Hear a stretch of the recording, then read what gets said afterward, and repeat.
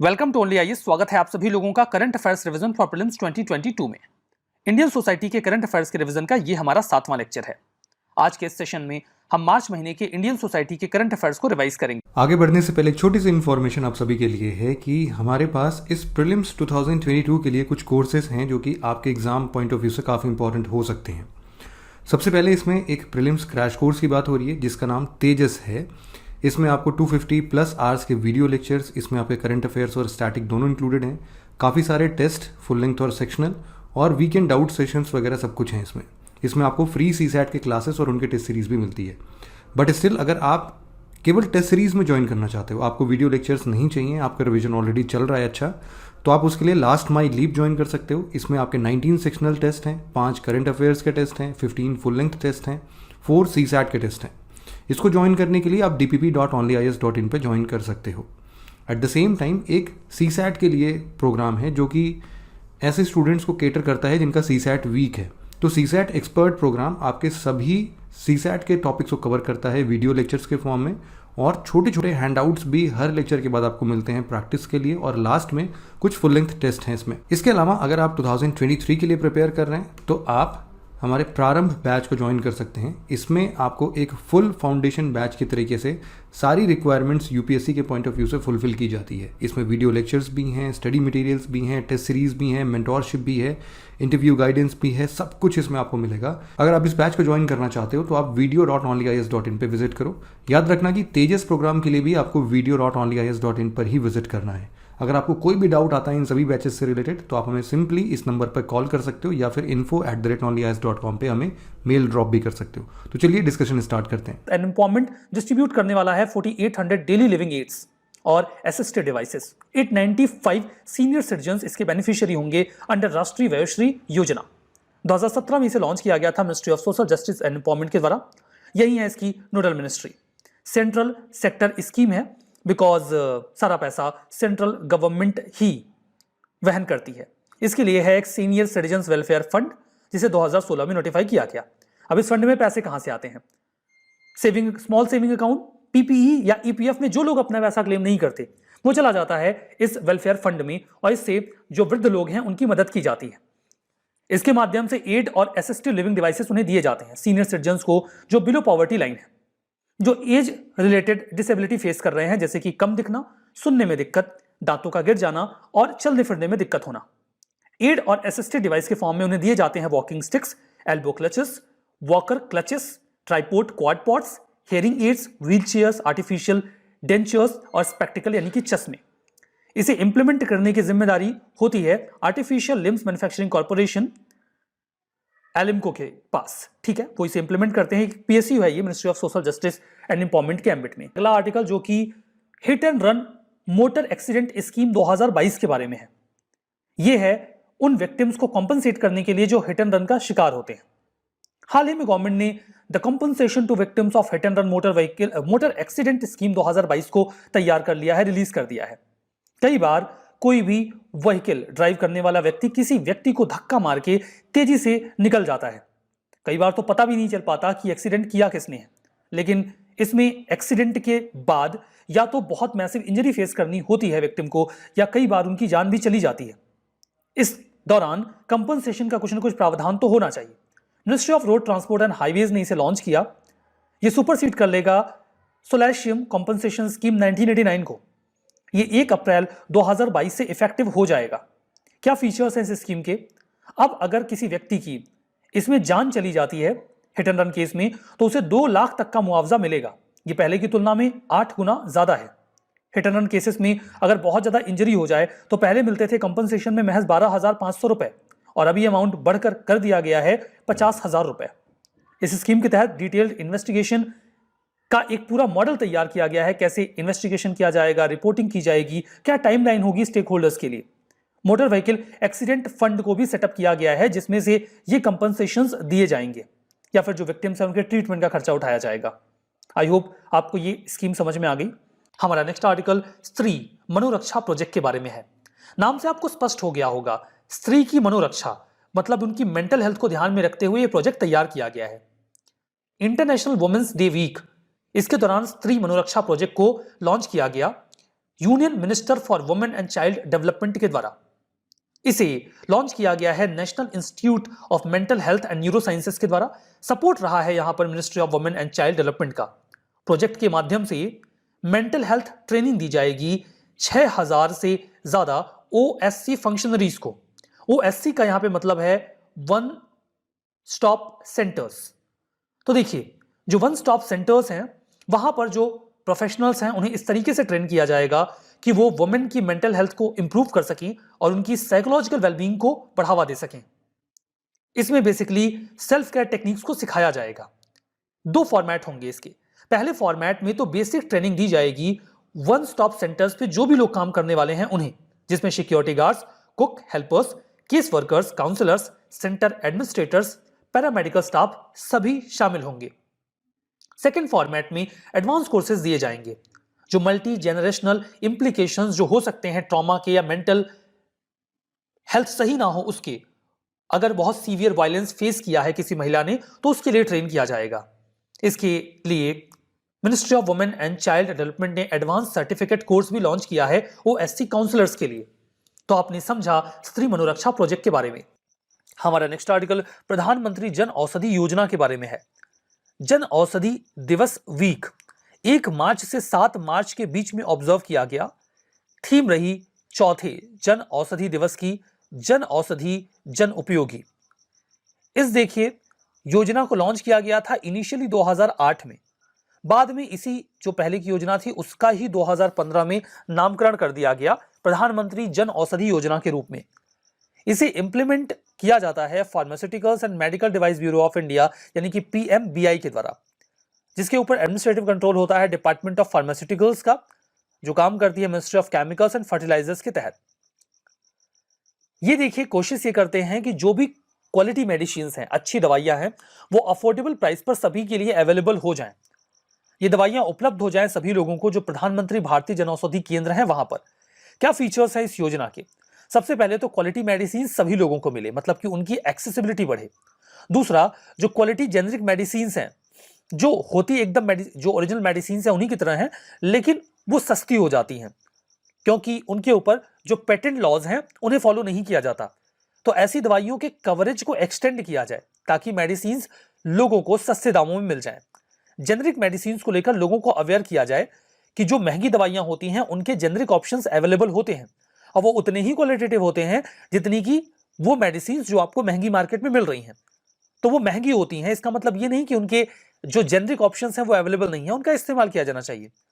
Public programmes चलाए जाएं government के द्वारा, PSU, private sector, NGO, societies, cooperative bodies के द्वारा और अदर इंस्टीट्यूशंस की द्वारा, जिसमें लोगों को जेनरिक मेडिसिन को लेकर अवेयर किया जाए। कन्या शिक्षा प्रवेश उत्सव पहला आर्टिकल है। इंटरनेशनल वुमेन्स डे ऑब्जर्व किया गया है 8 मार्च को। आप लोग इसके बारे में अवेयर हो ही गए होंगे। Ministry of women and child development ने लॉन्च किया एक लैंडमार्क कैंपेन कन्या शिक्षा प्रवेश उत्सव। मतलब जो बच्चियां हैं उन्हें शिक्षा अच्छे से मिले, अगर उन्हें स्कूल को ड्रॉप कर दिया है तो उन्हें वापस से उसमें लाया जाए। Women and child development ministry ने लॉन्च किया है, पार्टनरशिप रही है यूनिसेफ की। जो स्कीम है वही टारगेट अचीव करेगी जो राइट टू एजुकेशन एक्ट कहता है, bring out of school girls back to the education system. वो बच्चियां जो स्कूल को ड्रॉप कर चुकी हैं उन्हें वापस स्कूलिंग के सिस्टम में लाया जाए। That will be the objective. ये जो एक अम्ब्रेला इनिशिएटिव है बेटी बचाओ बेटी पढ़ाओ इनिशिएटिव, उसी के तहत आता है। 400 डिस्ट्रिक्ट कवर किए जाएंगे जिनको फंड किया जाएगा बेटी बचाओ बेटी पढ़ाओ स्कीम के तहत ही। अवेयरनेस कैंपेन्स चलाए जाएंगे, ग्रास रूट लेवल पर उनको बताया जाएगा कि बच्चियों को पढ़ाया जाना कितना ज़्यादा ज़रूरी है। सेंसिटाइज करेंगे लोगों को कि एडोलसेंट गर्ल्स जो हैं उन्हें इनरोल करवाया जाए स्कूल में। जो फंडिंग दी जाएगी वो समग्र शिक्षा अभियान के लिए जो फंडिंग दी जाती है उसके ऊपर होगी, उसके बाहर होगी। आंगनबाड़ी वर्कर्स को इंसेंटिवाइज किया जाएगा, अगर वो कन्विंस कर पाती हैं, काउंसलिंग कर पाती हैं बच्चियों की और उन्हें वापस से स्कूल में ले आ पाती हैं तो उन्हें इंसेंटिव्स भी मिलेंगे। कैंपेन ये होगा, सिग्निफिकेंस ये हो जाएगा कि जो एग्जिस्टिंग स्कीम्स एंड प्रोग्राम्स हैं जैसे कि scheme for adolescent girls SAG, Beti Bachao Beti Padhao, national education policy, ये इन स्कीम्स को और ज़्यादा स्ट्रेंथन करेगा। वुमेन्स डे के बारे में बात करते हैं। 8 मार्च को हर साल ऑब्जर्व किया जाता है। इस बार की थीम रही gender equality today for a sustainable tomorrow. इस बार एक कैंपेन भी चलाया गया हैशटैग ब्रेक द बायस, जिसके तहत एक जेंडर इक्वल वर्ल्ड को स्टैब्लिश करने का प्लान बनाया गया। बायसनेस से फ्री, स्टेरियोटाइप्स और डिस्क्रिमिनेशन से फ्री सोसाइटी बनाने पर फोकस किया गया। ये स्टैब्लिश करने की कोशिश की गई कि जो दुनिया है वो डाइवर्स है, एक्विटेबल है और इंक्लूसिव है। हमें चाहिए कि हम डिफरेंट वैल्यूज को सेलिब्रेट करें, उसे एक्नॉलेज करें। इस दिन की हिस्ट्री और सिग्निफिकेंस क्या है? देख के हमें ऐसा लगता है कि किसी फेमिनिस्ट मूवमेंट के रिजल्टेंट निकल के आया होगा वुमेन्स डे, लेकिन एक्चुअली में इसका रूट आपको लेबर मूवमेंट में मिलेगा या सोशलिस्ट मार्क्सिस्ट मूवमेंट में मिलेगा। जर्मनी की एक सोशल एक्टिविस्ट थी क्लैरा जेटकिन। उन्होंने कहा कि वुमेन्स डे मनाया जाना चाहिए और 1911 में for the first time women's day observe किया गया। जब पहली बार वुमेन्स डे ऑब्जर्व किया गया तो दिन 8 मार्च नहीं था। उन्होंने जो डेट प्रपोज करी थी वो 28 फरवरी था और 2011 में, ये देखिए यहाँ लिखा नहीं है, मैं जानकारी के लिए यूं ही बता दे रहा हूँ, 1911 में जब पहली बार वुमेन्स डे ऑब्जर्व किया गया था तो 28 फरवरी को किया गया था। 1913 में इस डेट को बदल के 8 मार्च किया गया था। चलिए, ये तो आपने समझ लिया। यहाँ पर देखिए कुछ कलर्स होते हैं वुमेन्स डे के बेसिस पे, पर्पल, ग्रीन और व्हाइट। पर्पल सिग्निफाई करता है जस्टिस और डिग्निटी को, ग्रीन होप को और व्हाइट प्योरिटी को। हालांकि ये डिबेटेबल है, कई बार व्हाइट को इक्वलिटी के लिए भी पोर्ट्रे किया जाता है। Women's social and political union, उन्होंने इन कलर्स को सिंबलाइज किया था वुमेन्स के लिए यूके में 1908 में। हमारा नेक्स्ट आर्टिकल राष्ट्रीय रक्षा यूनिवर्सिटी के बारे में है। प्राइम मिनिस्टर नरेंद्र मोदी ने भी हाल ही में डेडिकेट किया इसे देश को, जो कि गुजरात के गांधीनगर में लोकेटेड है। यह institution of national importance declare किया जा चुका है। इसे तैयार किया गया है इंडिया के एक पार्लियामेंट्री एक्ट के माध्यम से। यूनिवर्सिटी का उद्देश्य है एकेडमिक रिसर्च ट्रेनिंग इकोसिस्टम तैयार करना, कि एकेडमिक्स पढ़ाया भी जाएगा, रिसर्च भी करेंगे और ट्रेन भी करेंगे लोगों को। कहां लोकेटेड है, फिर से रिपीट करता हूं, गुजरात के गांधीनगर में, याद रखिएगा। यूनिवर्सिटी ऑफर करता है undergraduate, postgraduate, research degree programme और प्रोफेशनल डिप्लोमा और certificate programmes. National forensics science university की भी बात कर लेते हैं। ये उससे अलग है, चर्चा हो गई है तो इसलिए इसकी भी बात कर ले रहे हैं। ये सेंट्रल यूनिवर्सिटी है, ये भी गांधीनगर में ही लोकेटेड है गुजरात में। एकमात्र ऐसी यूनिवर्सिटी है जो कि पूरी तरीके से फॉरेंसिक्स और इन्वेस्टिगेटिव साइंसेस पर डेडिकेटेड है।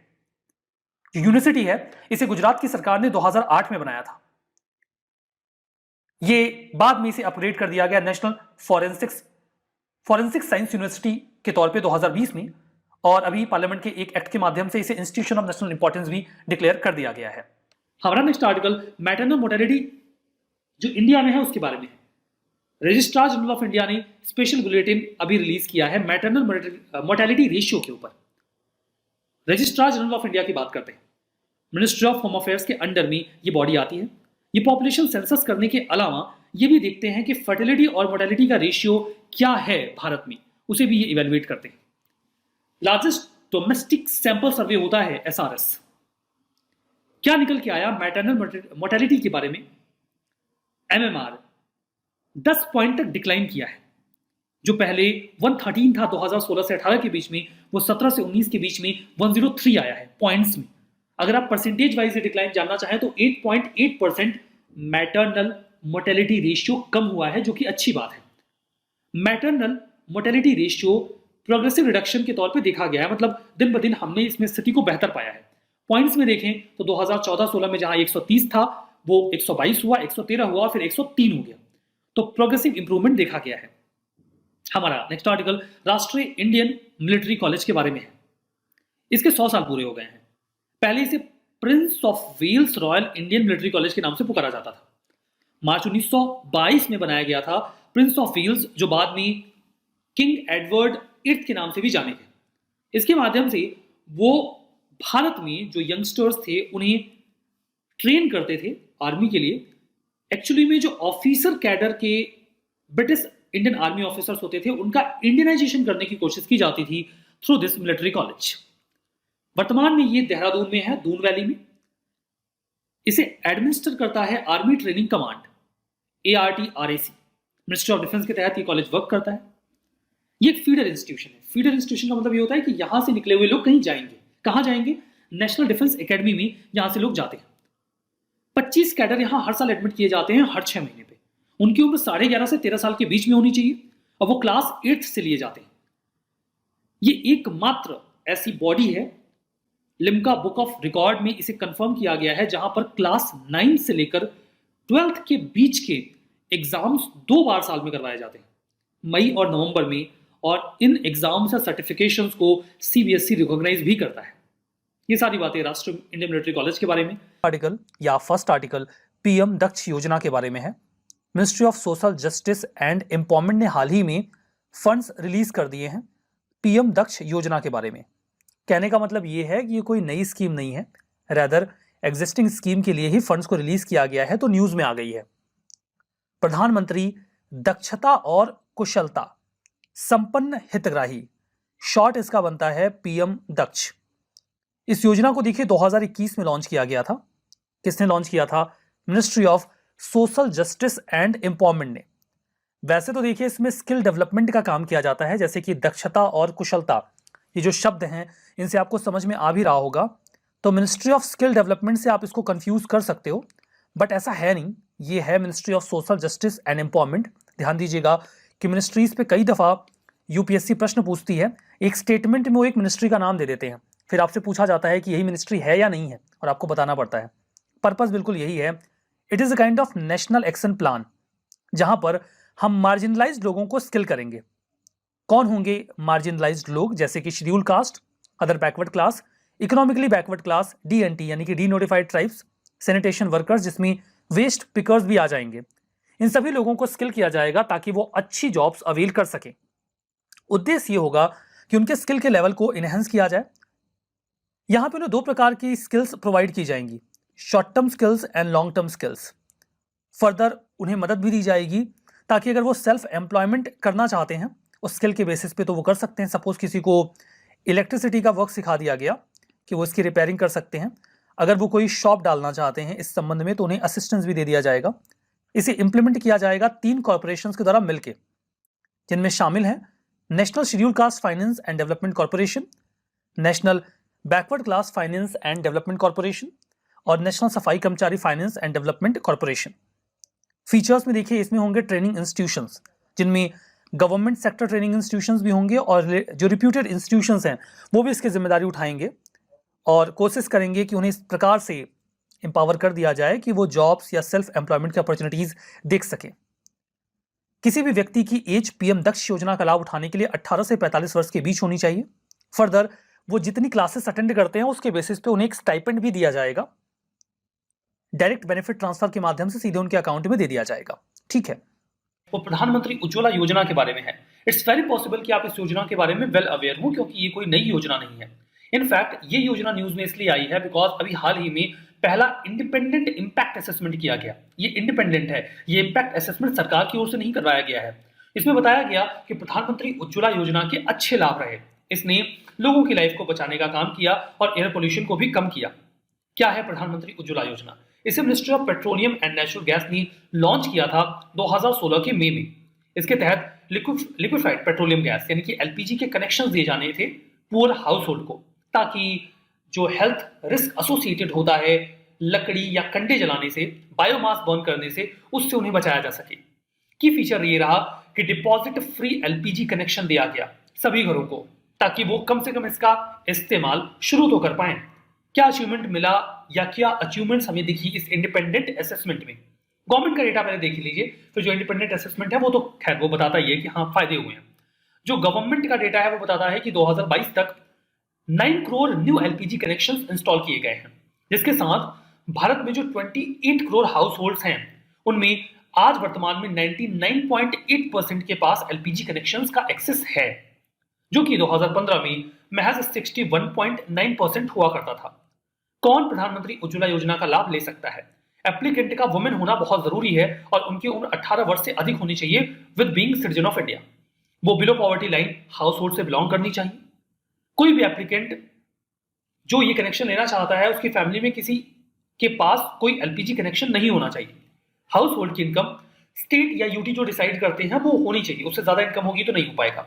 और एप्लीकेंट को इस प्रकार की किसी अन्य स्कीम का लाभ ना मिल रहा हो ये भी जरूरी है। वर्ल्ड हैप्पीनेस रिपोर्ट 2022 के बारे में है। इस संबंध में भी हाल ही में एक रिपोर्ट पब्लिश की गई है। इस रिपोर्ट को हर साल पब्लिश किया जाता है United Nations sustainable development solution network. इस जानकारी को फिर से रिपीट कर रहा हूं, इसको आपको याद रखना है। वर्ल्ड हैप्पीनेस रिपोर्ट को पब्लिश किया जाता है United Nations sustainable development solution network. Report and index पे हर साल एक क्वेश्चन मोरलेस आ जाता है, कोई साल अगर मिस हुआ तो हुआ, नहीं तो पूछ लिया जाता है। और कई बार साधारण क्वेश्चन पूछे जाते हैं, कौन रिलीज करता है, कौन पब्लिश करता है। 2012 से ही इस रिपोर्ट को पब्लिश किया जा रहा है, वर्ल्ड हैप्पीनेस रिपोर्ट को। दो की आइडियाज है, हम ओपिनियन सर्वे करें और पता करें कौन कितना खुश है, और कुछ की एलिमेंट्स ऑप्ट करें जिसके जरिए हम ये पता करें कि किसी व्यक्ति की वेलबीइंग कैसी है, किस देश में वो कितने अच्छे तरीके से रह रहा है। पैरामीटर्स में लगभग 150 देशों को इवैल्यूएशन में लिया जाता है, जहां पे हम कुछ फैक्टर्स को संज्ञान में लेते हैं, जैसे जीडीपी पर कैपिटा इनकम क्या है, सोशल सपोर्ट कैसा मिलता है, हेल्दी लाइफ एक्सपेक्टेंसी कैसी है, चॉइसेस की फ्रीडम है या नहीं है, जेनरोसिटी है कि लोग एक दूसरे की हेल्प करते हैं कि नहीं, और करप्शन को लेकर उनका विचार क्या है, परसेप्शन क्या है। करप्शन है कि नहीं है ये तो पता करना बड़ा टफ काम हो जाएगा। लोग कैसे परसीव करते हैं, क्या करप्शन है या नहीं है। इस रिपोर्ट ने इस साल 146 कंट्रीज को रैंक किया है। 0 से 10 के बीच में रैंकिंग दी जाती है। कौन किया टॉप? फिनलैंड 5वीं बार लगातार टॉप पर है, दूसरा नंबर डेनमार्क का है। भारत 3 अंकों की उछाल लेते हुए 136 रैंक पर आया है। पिछले साल हमारी रैंकिंग 139 थी, बहुत अच्छी तो नहीं है बट खैर पिछले साल की तुलना में थोड़ी बेहतर है। अफगानिस्तान सबसे नीचे 146 रैंक पे है। बात करते हैं सस्टेनेबल डेवलपमेंट सॉल्यूशन नेटवर्क के बारे में, जो इस रिपोर्ट को तैयार करते हैं। SDSN 2012 में इसको लॉन्च किया गया। ये साइंटिफिक और टेक्नोलॉजिकल एक्सपर्टीज के जरिए जो सस्टेनेबल डेवलपमेंट गोल्स हैं उनको संज्ञान में लेकर उसे प्रमोट करते हैं और रिपोर्ट अपनी तैयार करते हैं। इसे यूनाइटेड नेशंस सेक्रेटरी जनरल के ऑस्पीस में उनके ही संज्ञान में स्टैब्लिश किया गया था। SDSN यानी कि solution sustainable development solution network और बर्टल्समैन स्टिफ्टुंग, ये दोनों मिलकर एक annual sustainable development goal index और डैशबोर्ड ग्लोबल रिपोर्ट भी तैयार कर रहे हैं या लॉन्च करते हैं 2016 से ही। जैसे कि मैं बात कर रहा था, रिपोर्ट्स एंड ऑल पे क्वेश्चन पूछे जाते हैं। 2019 में ये प्रश्न पूछा गया था, देखिए ग्लोबल कॉम्पिटिटिवनेस रिपोर्ट कौन पब्लिश करता है? सीधा सा जवाब आपको बताना था, सी है आंसर, वर्ल्ड इकोनॉमिक फोरम। इससे समझ में आ गया कि रिपोर्ट्स एंड ऑल पे सीधा यही पूछ लेते हैं कि कौन रिलीज करता है, कौन पब्लिश करता है। तो आसान से सवाल बनते हैं, तैयार रहना चाहिए। हमारा नेक्स्ट आर्टिकल पोस्ट एक्ट के बारे में है। केरला के हाई कोर्ट ने अभी जो फिल्म इंडस्ट्री है उनसे ये कहा है कि आप ज्वाइंट कमेटी कंस्टिट्यूट करिए ताकि वुमेन का सेक्सुअल हरासमेंट हम रोक सकें, और जो sexual harassment of women at work place prevention prohibition and redressal act 2013 है उसे अच्छे से इंप्लीमेंट किया जाए। इसे शॉर्ट में पोस्ट कहा जाता है, prevention of sexual harassment act, post act. देखिए 1997 में विशाखा गाइडलाइंस जारी करी थी सुप्रीम कोर्ट ने। वुमेन ऑर्गेनाइजेशन ने केस किया था कि वर्क प्लेस पे वुमेन का हैरेसमेंट होता है, जिसमें शामिल थी विशाखा। उन्हीं के नाम पर विशाखा गाइडलाइंस को सुप्रीम कोर्ट ने जारी किया, जो लीगली बाइंडिंग था, सभी को इसको फॉलो करना था, जिसके जरिए न केवल सेक्सुअल हैरेसमेंट को डिफाइन किया गया बल्कि 3 ऑब्लिगेशंस भी इंस्टीट्यूशंस के ऊपर लगाए गए कि वो सेक्सुअल हैरेसमेंट को प्रोहिबिट करेंगे, प्रिवेंट करेंगे, और अगर ऐसा होता है तो उसे रिड्रेस भी करेंगे। सुप्रीम कोर्ट ने डायरेक्ट किया कि एक कंप्लेंट कमेटी बनाई जानी चाहिए सेक्सुअल हैरेसमेंट के मामले में, ताकि वुमेन वर्क प्लेस पे सेफ फील करें। 2013 का जो एक्ट था उसने इन गाइडलाइंस को और विस्तृत बना दिया, और हमारे सामने आया 2013 का sexual harassment of women at work place prevention prohibition and redressal act, जिसे शॉर्ट में पोस्ट एक्ट भी कहा जाता है। यहां पर डिफाइन किया गया है कि सेक्सुअल हैरेसमेंट का मतलब क्या होता है।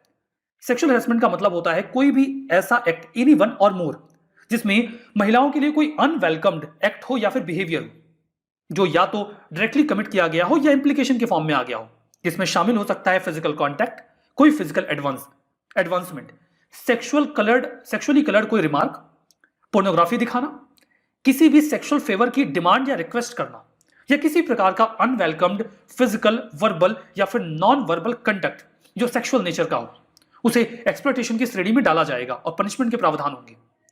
क्या प्रोविजंस हैं? प्रॉपर प्रोसीजर दिया गया है कि कैसे कंप्लेन होगी, कैसे इंक्वायरी होगी और क्या एक्शन लिया जाएगा। मैंडेट किया गया है कि एम्प्लॉयर को कंस्टिट्यूट करना होगा एक इंटरनल कंप्लेंट कमेटी किसी भी ऐसे ऑफिस में जहां पे 10 या उससे ज्यादा एम्प्लॉइज वर्क करते हों। यहां पे प्रोसीजर भी बताया गया है और डिफाइन भी किया गया है कि सेक्सुअल हैरेसमेंट का मतलब क्या होता है। कोई महिला जो किसी भी एज की हो, अगर वो ये आरोप लगाती है कि उसने सेक्सुअल हैरेसमेंट फेस किया है, तो उसके पास ये अधिकार होगा कि उसे रिड्रेसल मिले। इसमें वर्किंग और विजिटिंग दोनों प्रकार की महिलाएं शामिल होंगी। ऐसा नहीं कि कोई वर्क कर रहा है तो ही वो इस एक्ट के एम्बिट में आएगा। किसी महिला ने उस वर्क प्लेस को विजिट किया है और फिर उसने हैरेसमेंट फेस किया है, तो वहां पर भी ये एक्ट एप्लीकेबल हो जाएगा। जो हमारा नेक्स्ट आर्टिकल है वो national drug de addiction programme के बारे में है। ड्रग के जो लोग आदी हैं उन्हें उससे डी एडिक्ट करवाया जाए।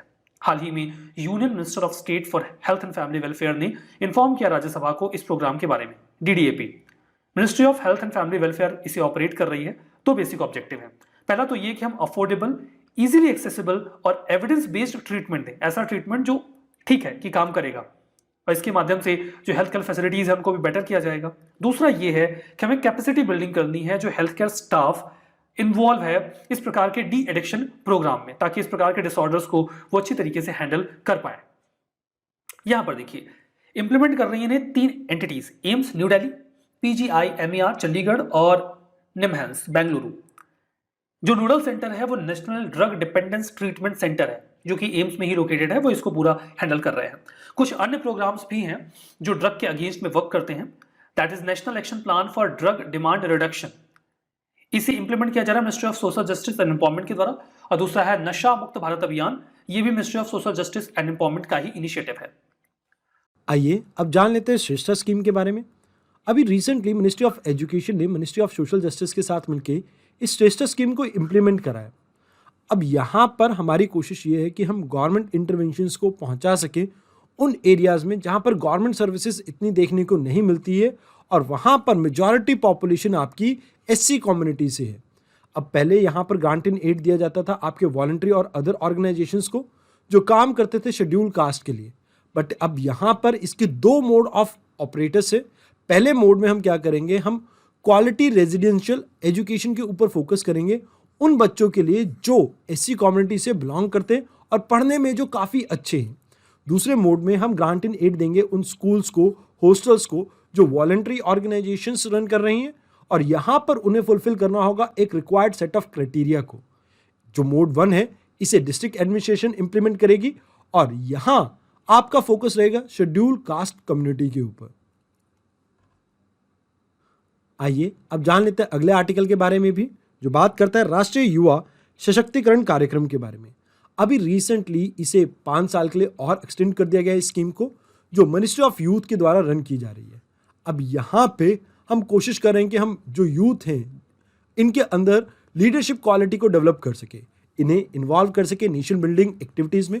अब ये एक अम्ब्रेला स्कीम है जिसको हम सेंट्रल सेक्टर स्कीम के अंडर काउंट करते हैं। अब इसके अंडर काफ़ी स्कीम्स आती हैं आपकी, जैसे Nehru Yuva Kendra Sangathan, national youth corporates, national youth leadership programme. और इसके अलावा आपको याद रखना है कि इस स्कीम के जो बेनिफिशरी हैं वो 15 साल से 29 साल की आयु के भी हो सकते हैं, और इसमें एडोलेसेंट को भी काउंट करा जाता है, जिसमें एक स्पेशल कंपोनेंट रखा गया है 10 से 19 साल के बच्चों के लिए। तो इस आर्टिकल में इतना ही, धन्यवाद।